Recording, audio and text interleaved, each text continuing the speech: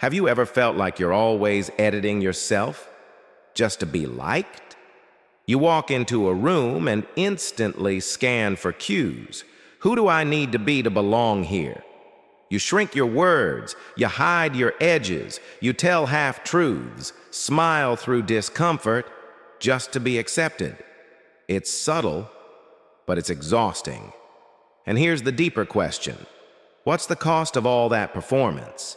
Because every time you bend your truth to fit in, you lose a piece of who you really are. The hidden cost of approval seeking. It starts small. You say yes when your gut says no. You agree to things that don't sit right in your soul. And at first it feels easier, safer. You avoid conflict. You stay in the good graces. But over time, you begin to feel hollow. Here's the truth we rarely say out loud. Approval seeking is self-abandonment in slow motion. You outsource your value. You place your worth in someone else's hands and hope they don't drop it. But they will. Not because they're cruel, but because no one can carry the weight of your worth but you. Let me tell you about Michelle, a friend of mine. She used to overextend herself at work, taking extra shifts, saying yes to every request. She wanted to be seen as reliable and easy to work with. But inside, she was burning out. She told me once, "The scariest part wasn't that they took me for granted. It's that I trained them to, because I didn't want to disappoint anyone." Michelle isn't alone. So many of us are trading authenticity for acceptance. But here's the catch. The approval you chase will never satisfy you, because it was never meant for the real you. You could receive 1,000 compliments, but one piece of criticism will consume you. Why? Because when your worth depends on others, their silence becomes your shame. And if you have to shrink to be loved, it's not love, it's control. And your soul wasn't made for a cage. You'll never control what others think. You can be the kindest, most generous, most selfless person, and still, someone will dislike you. You could cure cancer, and someone will say you did it for attention. You could give your all, and someone will call it not enough. People judge through the lens of their own pain, their own fear, trauma, or projection. Their opinion of you often has very little to do with you. So ask yourself, why are you letting people who don't know your heart define your value? Here's a shift that changed everything for me. You don't need to be understood to be at peace. You don't need to be applauded to move forward. You don't need to be followed to lead. Freedom begins when you stop trying to control how others see you and start focusing on how you see yourself. Honor the inner voice over the external noise. There's a quiet voice inside you. It doesn't shout. It doesn't compete. But it knows.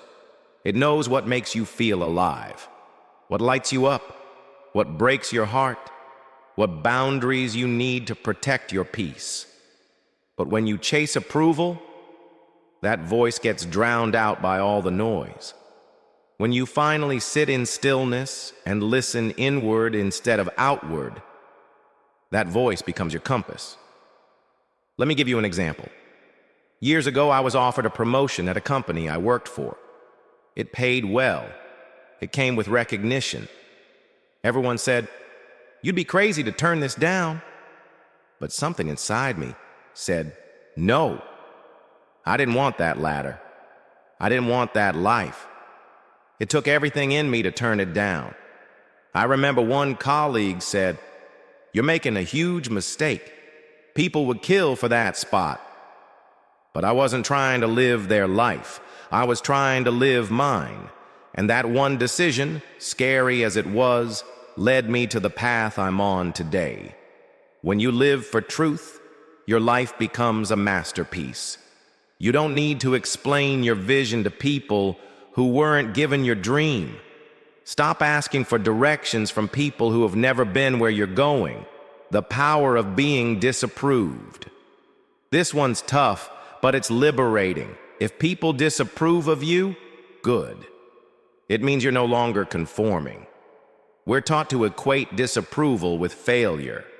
But sometimes disapproval is proof that you've finally taken your power back. The world is uncomfortable with authenticity. People mock what they don't understand. They fear what they can't control. But freedom lives on the other side of that discomfort. Think of the greats. Socrates, Rosa Parks, Muhammad Ali, Maya Angelou. They were misunderstood, rejected, even hated. But they stood tall in their truth. They weren't liked by everyone, but they were aligned. So the next time someone misunderstands you, let it be a sign. You're no longer playing small. Build an inner approval system. What if your value wasn't something you needed to prove, but something sacred you protected? What if instead of asking, "Do they like me?" you asked, "Do I like me?" Instead of chasing applause, you chased alignment. Here's how you build an inner approval system. Keep promises to yourself. Speak your truth, even when your voice trembles. Choose rest over proving. Choose boundaries over burnout. Choose integrity over image. When your self-worth comes from within, you become unshakable. You stop performing. You start living. The courage to be real. You weren't born to be a copy. You weren't made to be a puppet in someone else's play. You're not here to blend in. You're here to show up fully, truthfully, boldly. Yes, it takes courage to stop chasing approval. Yes, it's terrifying to walk alone. But what you gain is priceless. Freedom, wholeness, inner peace. So live like you are already enough because you are. Say no when you mean no.